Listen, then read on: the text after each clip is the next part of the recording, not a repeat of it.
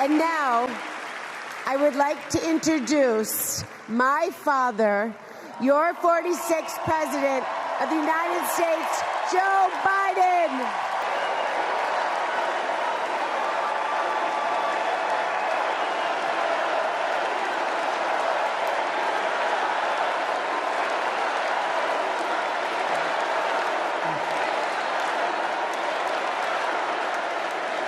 Thank you, thank you, thank you.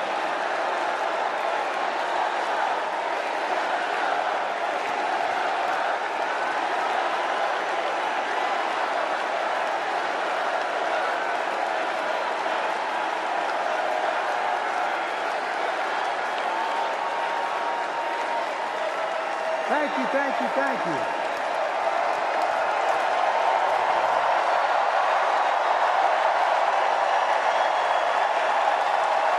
Thank you.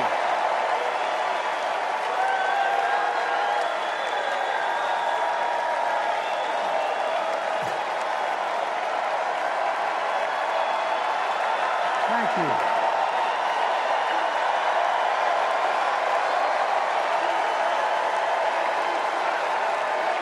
Thank you.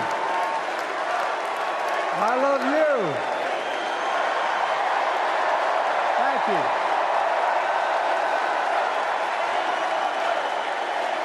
Thank you, thank you, thank you.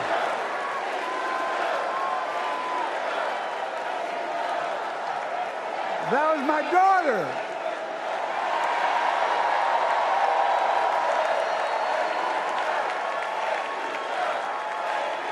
Thank you.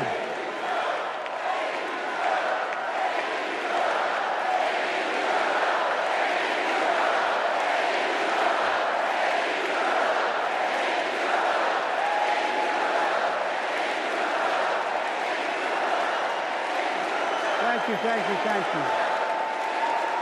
Thank you. Thank you for so... I tell you what.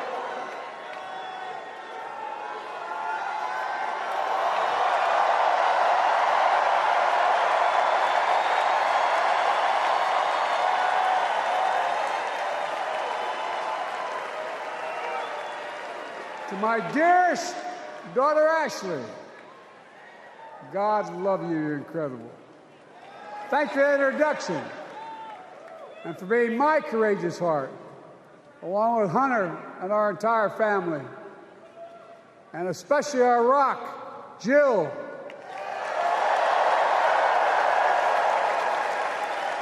Who, as those of you who know us, she still leaves me both breathless and speechless.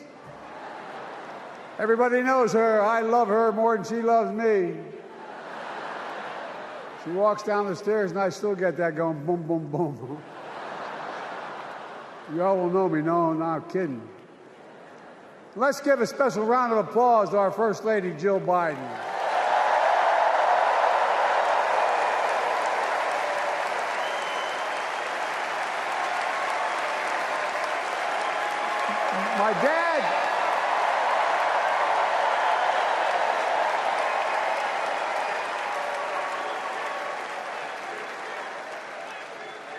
My dad used to have an expression, for real. He'd say, Joey, family is the beginning, the middle, and the end.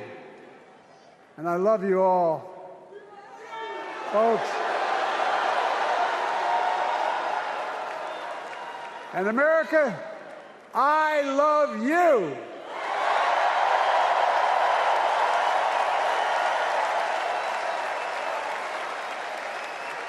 Folks, let me ask you.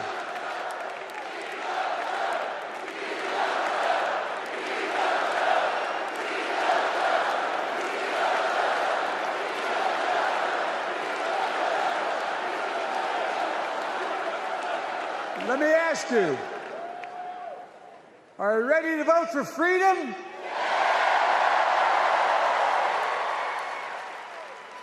Are you ready to vote for democracy and for America? Let me ask you, are you ready to elect Kamala Harris and Tim Walz, President and Vice President of the United States?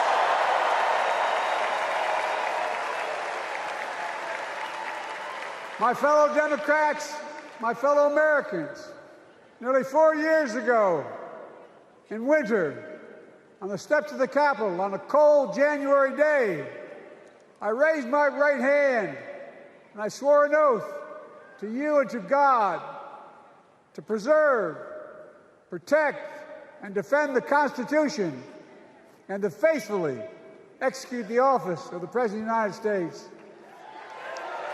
In front of me was the city surrounded by the National Guard. Behind me, a Capitol just 2 weeks before had been overrun by a violent mob. But I knew then, from the bottom of my heart, that I knew now, there is no place in America for political violence. None. You cannot say you love your country only when you win.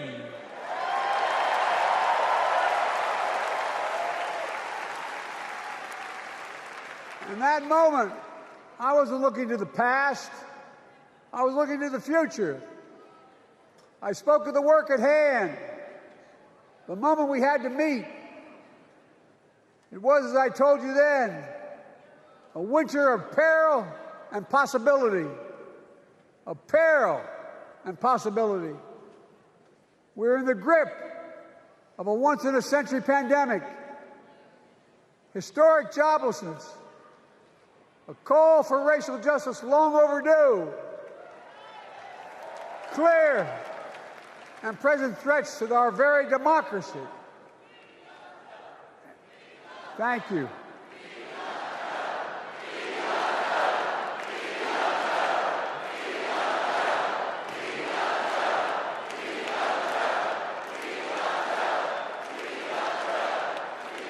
And yet I believed then, and I believe now, that progress was and is possible. Justice is achievable. And our best days are not behind us, they're before us.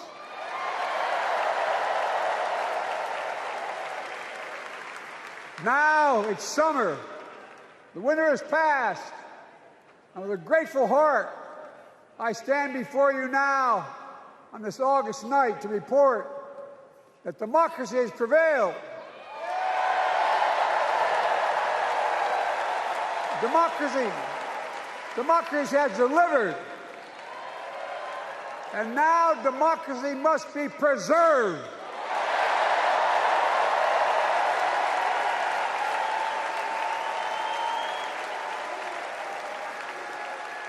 You've heard me say it before. We're facing an inflection point. One of those rare moments in history when the decisions we make now will determine the fate of our nation and the world for decades to come. That's not hyperbole, I mean it literally. We're in a battle for the very soul of America. I ran for president in 2020 because of what I saw in Charlottesville in August of 2017. Extremists coming out of the woods, carrying torches, their veins bulging from their necks, carrying Nazi swastikas, and chanting the same exact anti-Semitic bile that was heard in Germany in the early 30s. Neo-Nazis, white supremacists, the Ku Klux Klan, so emboldened by a president then in the White House that they saw as an ally. They didn't even bother to wear their hoods.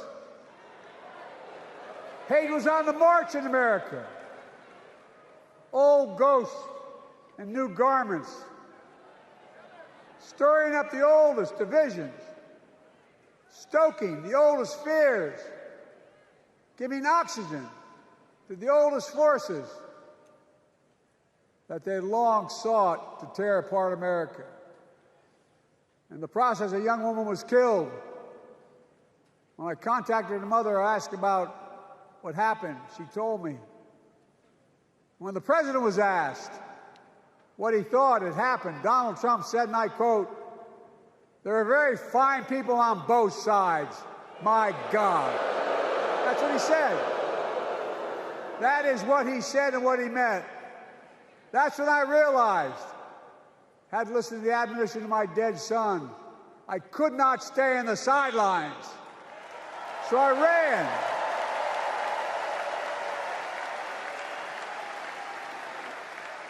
Because I had no intention of running again. I just lost part of my soul. But I ran with a deep conviction. In America, I know and believe in an America where honesty, dignity, decency still matter.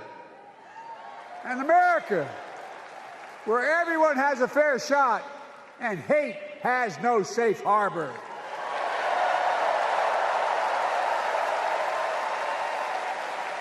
An America where the fundamental creed of this nation, that all of us are created equal, is still very much alive. And a broad coalition of Americans joined with me. 81 million voters voted for us, more than any time in all of history. Because of all of you in this room and others, we came together in 2020 to save democracy.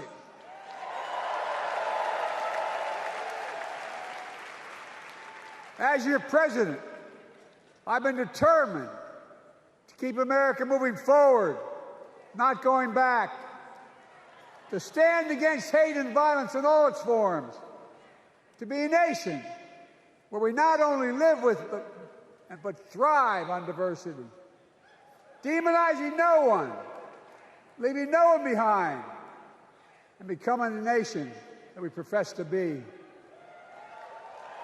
I also ran to rebuild the backbone of America, the middle class.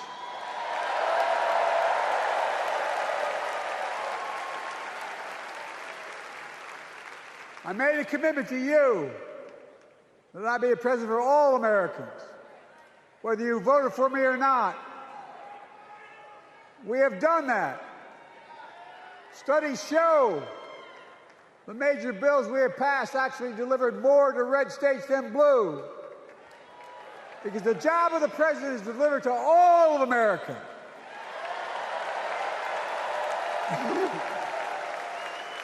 Because of you, and I'm not exaggerating, because of you, we've had one of the most extraordinary 4 years of progress ever, period. When I say we, I mean Kamala and me. Just think about it. COVID no longer controls our lives. We've gone from economic crisis to the strongest economy in the entire world. Record 16 million new jobs. Record small business growth. Record high stock market. Record high 401ks. Wages up and inflation down, way down, and continuing to go down.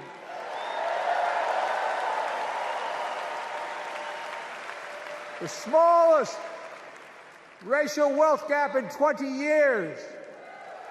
And yes, we both know we have more to do, but we're moving in the right direction.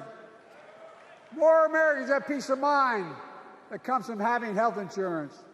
More Americans have health insurance today than ever before in American history.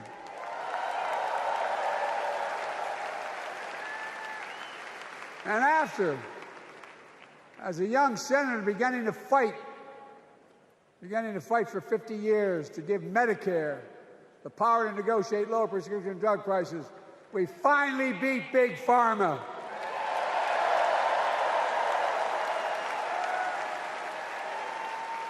And guess who cast the tie-breaking vote?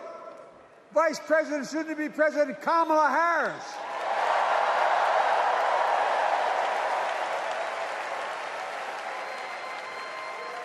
And now it's the law of the land. Instead of paying $400 a month for insulin, seniors with diabetes will pay $35 a month.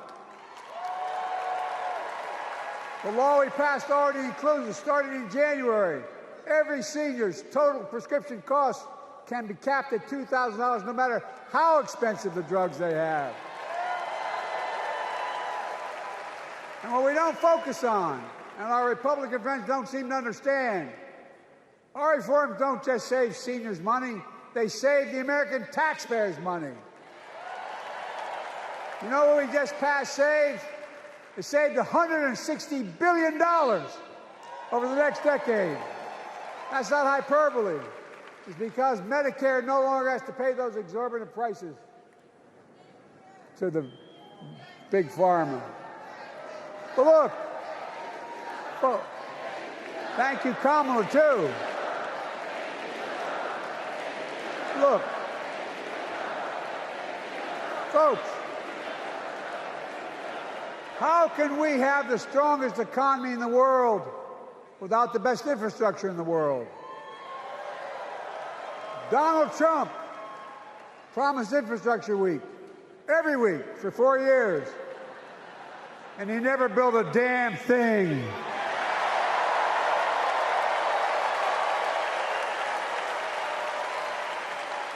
But now, because of what Kamala and I have done, remember we were told we couldn't get it done. Remember when we came into office, we couldn't get anything passed?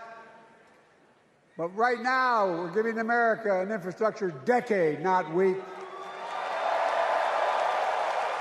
We're modernizing our roads, our bridges, our ports, our airports, our trains, our buses. We're removing every lead pipe from schools and homes so every child can drink clean water. We're providing affordable high-speed internet for every American, no matter where they live, not unlike what Roosevelt did with electricity. And so much more. We are uniting the country. We're growing our economy. We're improving our quality of life. And we're building a better America.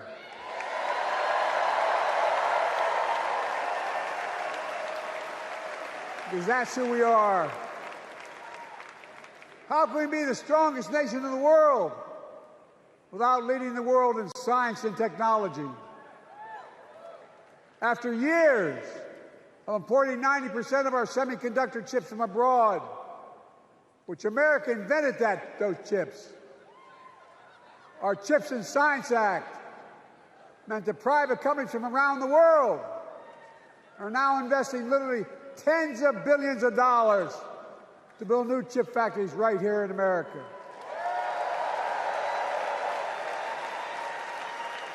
And over that period, they'll create tens of thousands of jobs. And many of those jobs in the so-called fabs, the buildings that make the chips, that's being constructed now. And guess what? The average salary in those fabs, size of a football field, will be over $100,000 a year, and you don't need a college degree.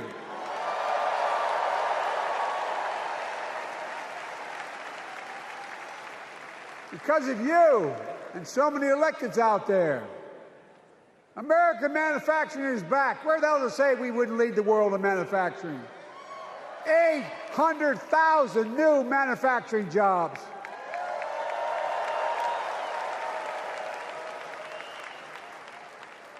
Our Republican friends and others made sure they'd go abroad to get the cheapest labor. We used to import products and export jobs. Now we export American products and create American jobs right here in America, where jobs belong. With every new job, with every new factory, pride and hope is being brought back to communities throughout the country that were left behind. You know you're from them, many of you. You know what it's like when that factory closed, where your mother, your father, your grandmother, grandfather worked. And now you're back, providing once again, proving that Wall Street didn't build America, the middle class built America, and unions built the middle class.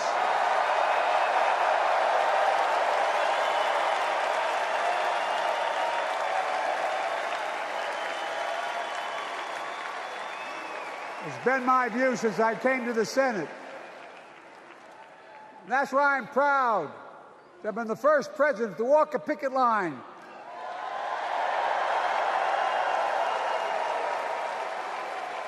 and be labeled the most pro-union president in history, and I accept it. It's a fact.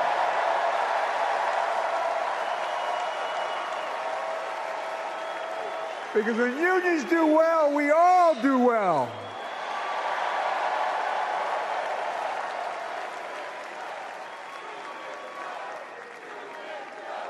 You got it, man. You got it.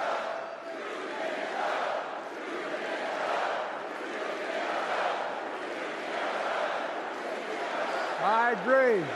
I'm proud. Look, remember we told we couldn't get anything done because we couldn't get anything done in the Congress? Well, with your support, we passed the most significant climate law in the history of mankind.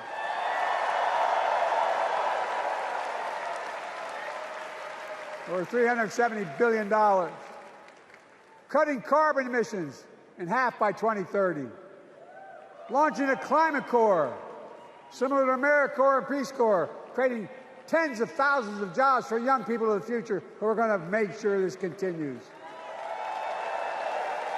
Creating hundreds of thousands of jobs in clean energy for American workers, including the IBEW installing 500,000 charging stations all across America. And in the process, reducing carbon emissions. And we're seeing it. We're seeing to it that the first beneficiaries of environmental initiatives are those fence-line communities that have been smothered by the legacy of pollution. Louisiana and Delaware, Route 9, all the factories, all those chemical factories are right next to the poorest neighborhoods. They're the ones we're going to bring back.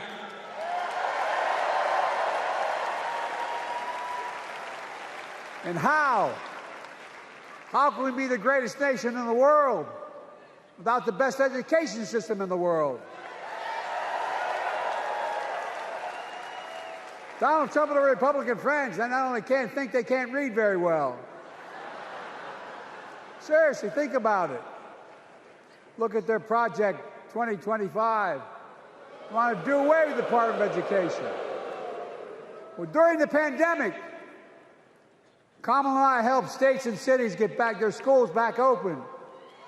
And we gave public school teachers a raise.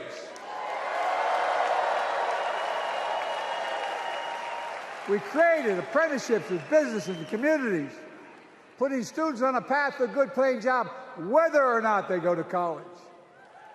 And by the way, we're making college a hell of a lot more affordable. Increasing Pell Grants by $900. Over $15 billion to HBCUs. Minority service education, including Hispanic institutions and tribal colleges. We kept our commitment to provide more student relief than ever by lifting the burden of helping millions of families so they can get married, start a family, buy a home, and begin to build family wealth and contribute to the community and grow our economy. It's not costing us, it's creating more wealth.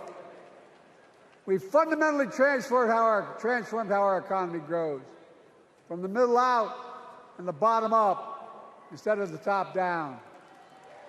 You know, my dad used to say there wasn't a whole hell of a lot to drop down on my kitchen table at the end of the month.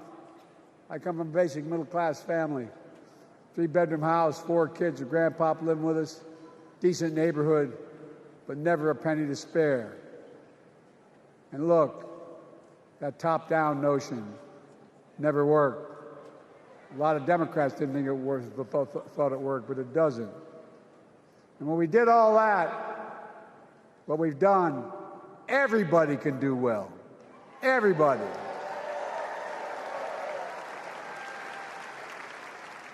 Donald Trump calls America a failing nation. No, I'm serious. But think about this. Think about this. He publicly says to the whole world, I'm going to say something outrageous. I know more foreign leaders by their first names and know them well than anybody alive. Just because I'm so damn old. But I'm not joking. Think of the message he sends around the world when he talks about America being a failing nation. He says we're losing. He's the loser. He's dead wrong.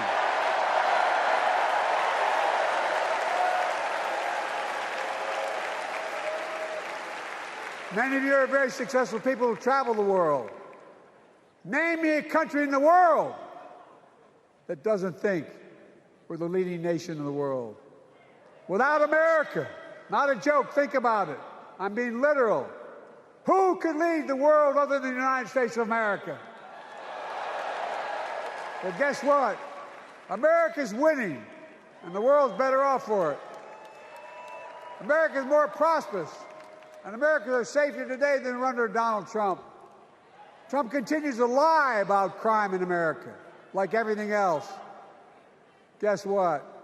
On his watch, the murder rate went up 30%, the biggest increase in history. Meanwhile, we made the largest investment, Kamala and I, in public safety ever. Now, the murder rate is falling faster than any time in history. Violent crime has dropped to the lowest level of more than 50 years. And crime will keep coming down when we put a prosecutor in the Oval Office instead of a convicted felon.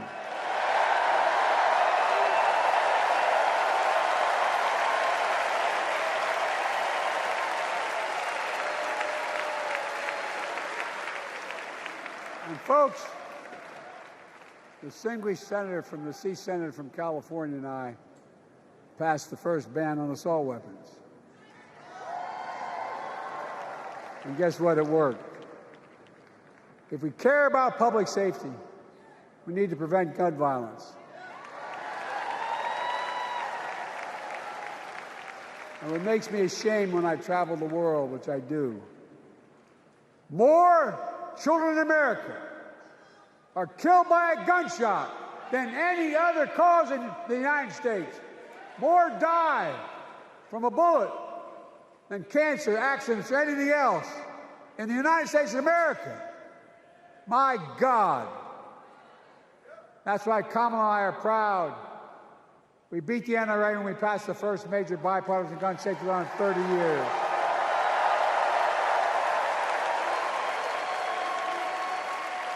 I'm serious.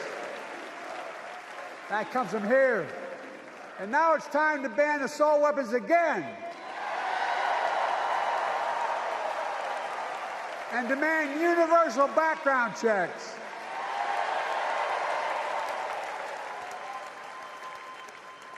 It's hard.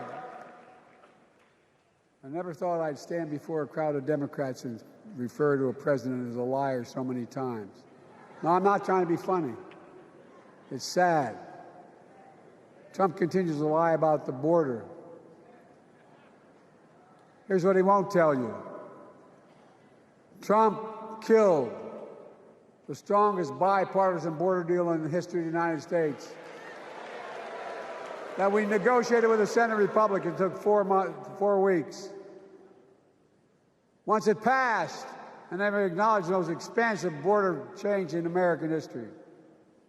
He called senators to say, don't support the bipartisan bill, because he said it would help me politically and hurt him politically. My God. No, I'm serious. Think about it. Not a joke. Ask even the press who doesn't like me. They'll tell you that's true. Typically, Trump, once again, putting himself first and America last. Then I had to take executive action. The result of the executive action I took, border encounters have dropped over 50%. In fact, there are fewer border crossings today than when Donald Trump left office. And unlike Trump, we will not demonize immigrants, saying they're the poison of blood of America. Poison the blood of our country. Kamala and I are committed to strengthening legal immigration, including protecting dreamers and more.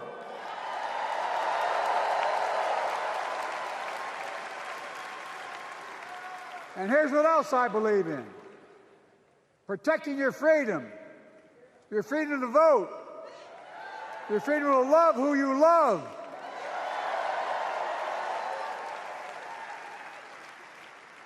And your freedom to choose.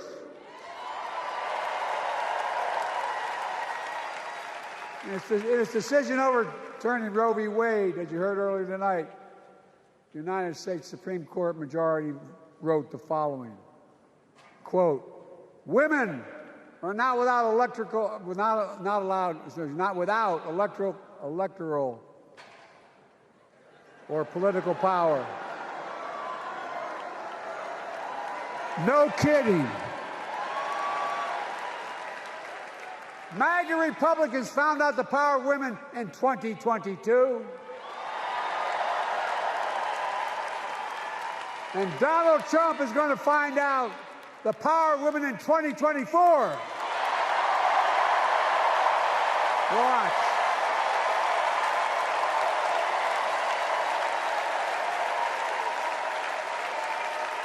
And where Trump and his mega Republican right-wingers seek to erase history, we Democrats continue to write history and make more history. I'm proud to have kept my commitment to appoint the first black woman in the United States Supreme Court.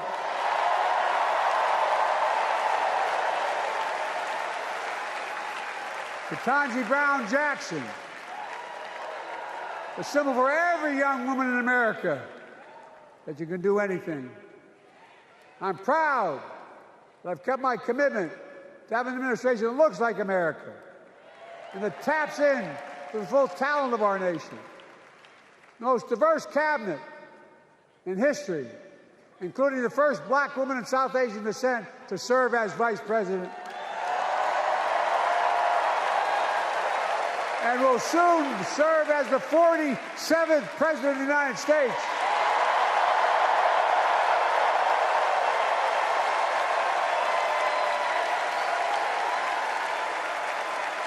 She is good. Look. Thank you, Kamala.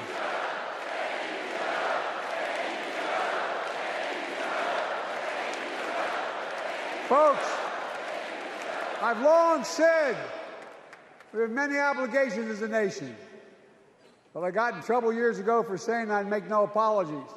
We have only one truly sacred obligation: to prepare and equip those we send to war and care for them and their families when they come home and when they don't. That's why I'm so proud to have written and signed the PACT Act, one of the most significant laws ever, helping veterans and their families exposed to toxic materials like burn pits in Agent Orange. I was around during the Vietnam War. It's hard. Nobody was able to prove that their illness was a consequence of Agent Orange. And no one was able to prove initially that because they lived in burn pits like my son lived next to in Iraq for a year, that is the cause of their illness. But because of the PACT Act, a surviving spouse with 2 children is now eligible for a stipend of about $3,000 a month. And those children who lost a parent are eligible for tuition benefits to go to college and to get job training. It's already helping over 1 million veterans and their families just so far. Well, I love them, and I'm so proud of my son's service. We get it. But guess who doesn't get it and doesn't respect our veterans? We know from his own chief of staff, the 4-star General John Kelly, that Trump, when in Europe, would not go to the grave sites in France. The brave service members who gave their lives to this country. He called them suckers and losers. Who in the hell does he think he is? Who does he think he is? There's no words for a person. They are not the words of a person not worthy of being commander-in-chief. Period. Not then, not now, and not ever. I mean that. I mean that from the bottom of my heart.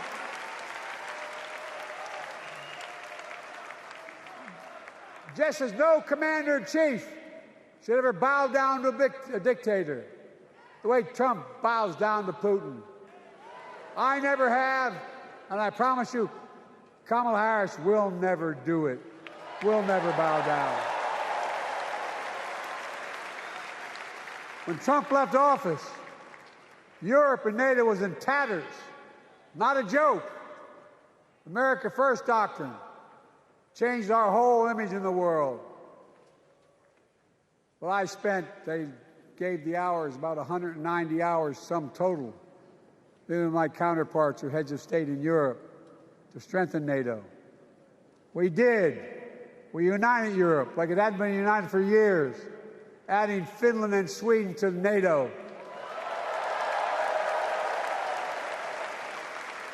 10 days before he died, Henry Kissinger called and said, not since Napoleon has Europe not looked over their shoulder at Russia with dread.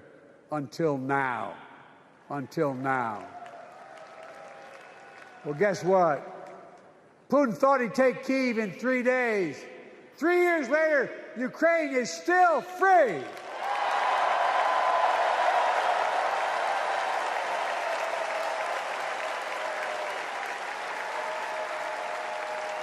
When I came to office, the conventional wisdom was that China would inevitably surpass the United States. They haven't noticed. No one's saying that now.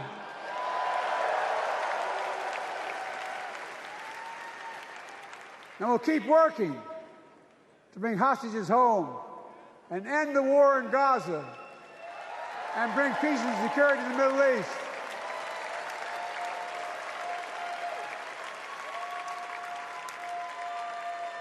As you know, I wrote a peace treaty for Gaza. A few days ago, I put forward a proposal that brought us closer to doing that than we've done since October 7th. We're working around the clock, my Secretary of State, to prevent a wider war and reunite hostages with their families and surge humanitarian health and food assistance into Gaza now.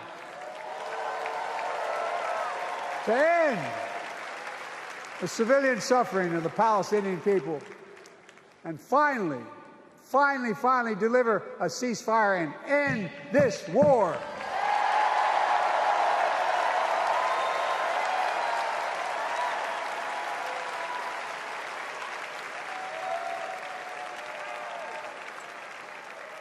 Those protesters out in the street, they have a point.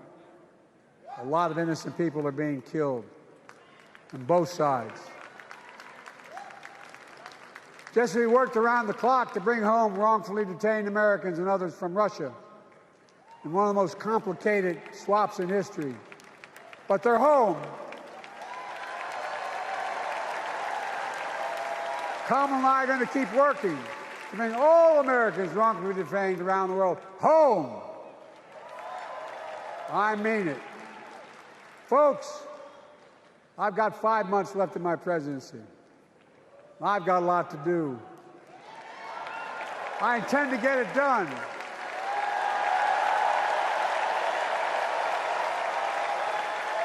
It's been the honor of my lifetime to serve as your president.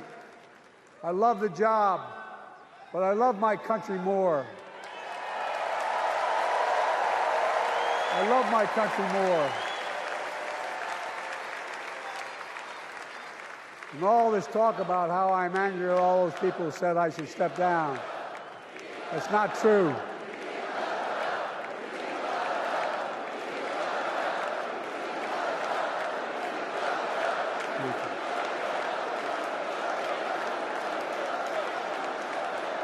I love my country more, and we need to preserve our democracy.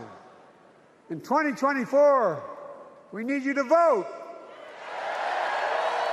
We need you to keep the Senate. We need you to win back the House of Representatives. And above all, we need you to beat Donald Trump.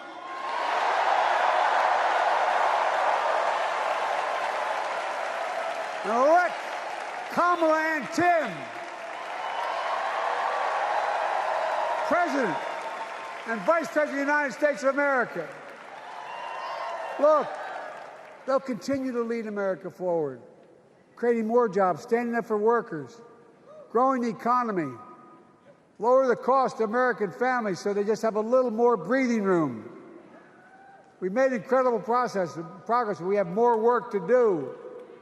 And Kamala and Tim will continue to take on corporate greed and bring down cost of food. They'll keep taking on Big Pharma, making insulin $35 a month, not just for seniors, but for everyone in America. And capping prescription drug costs at a total of $2,000, not just for seniors, but for everyone. And folks, that's going to save America again tens of billions of dollars. Folks, they'll make housing more affordable, building 3 million new homes, providing $25,000 down payment assistance for the first-time home buyer, more than the 10 we approved. Donald Trump wants a new tax on imported goods, food, gas, clothing, and more. You know what that will cost the average family, according to the experts? $3,900 a year in a tax.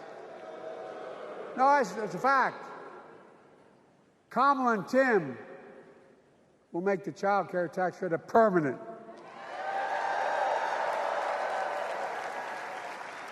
Lifting millions of children out of poverty and helping millions of families get ahead. But you know what Trump has? He created the largest debt any president had in 4 years with his $2 trillion tax cut for the wealthy. Well, Trump has a new plan. He wants to provide a $5 billion tax cut for corporations and the very wealthy. Read it. Put us further in debt. And folks, you know we have 1,000 billionaires in America. You know what their average tax rate they pay? 8.2%. If we just increase their taxes, we proposed to 25%, which isn't the highest tax rate even, it would raise $500 billion new dollars over 10 years. They'd still be very wealthy. Look, Kamala and Tim are going to make them pay their fair share.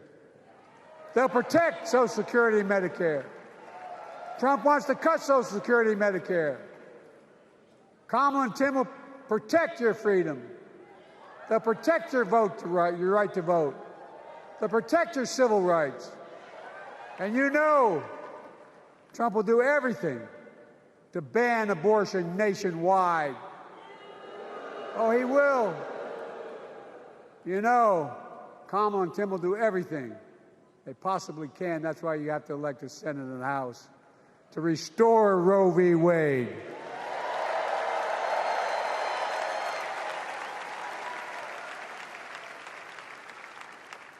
The ancient Greeks taught us that character is destiny.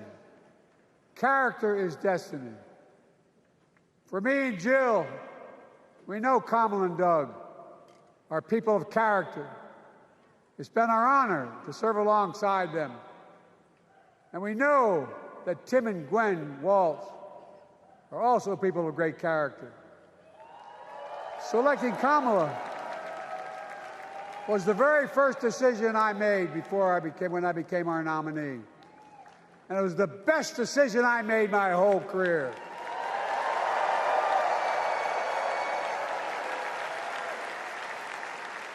We've not only gotten to know each other, we've become close friends. She's tough, she's experienced, and she has enormous integrity, enormous integrity.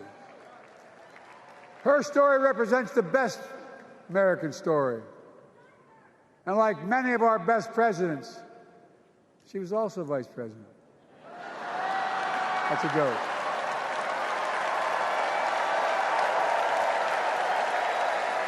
But she'll be a president our children can look up to.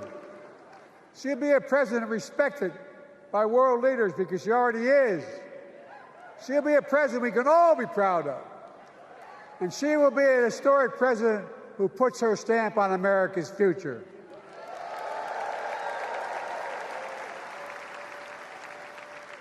This will be the first presidential election since January 6th.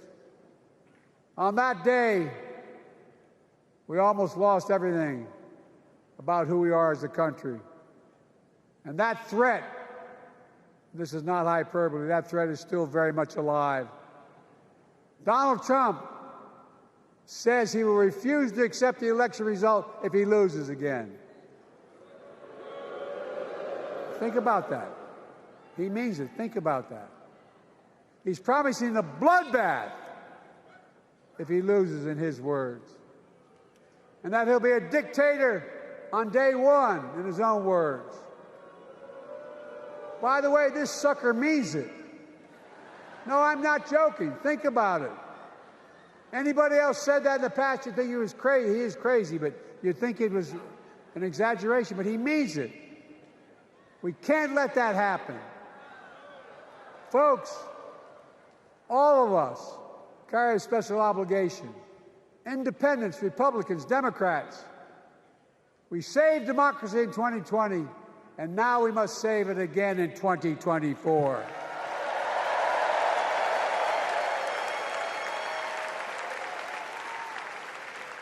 The vote of each of us cast this year will determine whether democracy and freedom will prevail.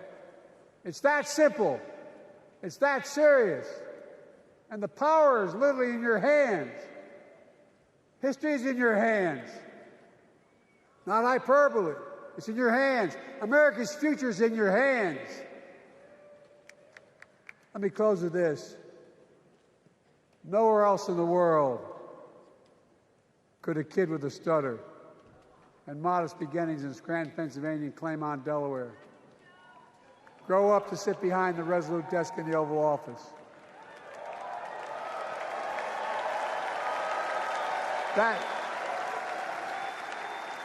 That's because America is and always has been a nation of possibilities.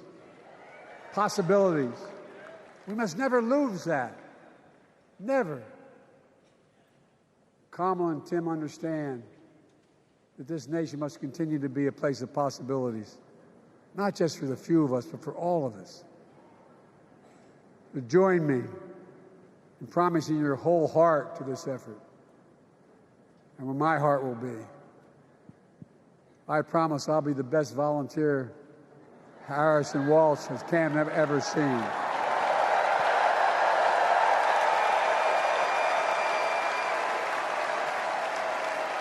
Each of us has a part in the American story. For me and my family, there's a song that means a lot to us. It captures the best of who we are as a nation. The song is called American Anthem. There's one verse that stands out, and I can't sing worth a damn, so I'm not going to try. I'll just quote it. The work and prayers of centuries have brought us to this day. What shall our legacy be? What will our children say? Let me know in my heart, when my days are through, America, America, I gave my best to you.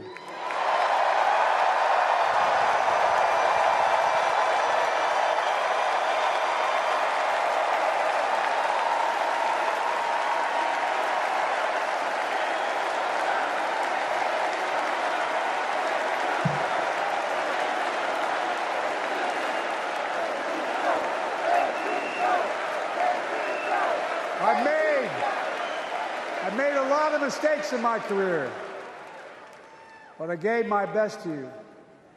For 50 years, like many of you, I've given my heart and soul to our nation. And I've been blessed a million times in return with the support of the American people.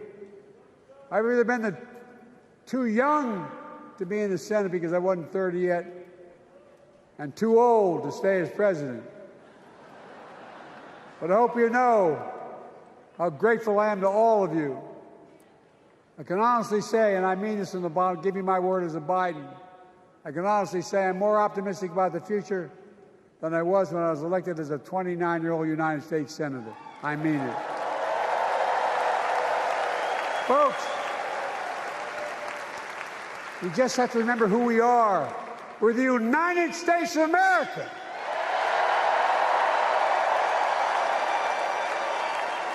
And there's nothing we cannot do when we do it together.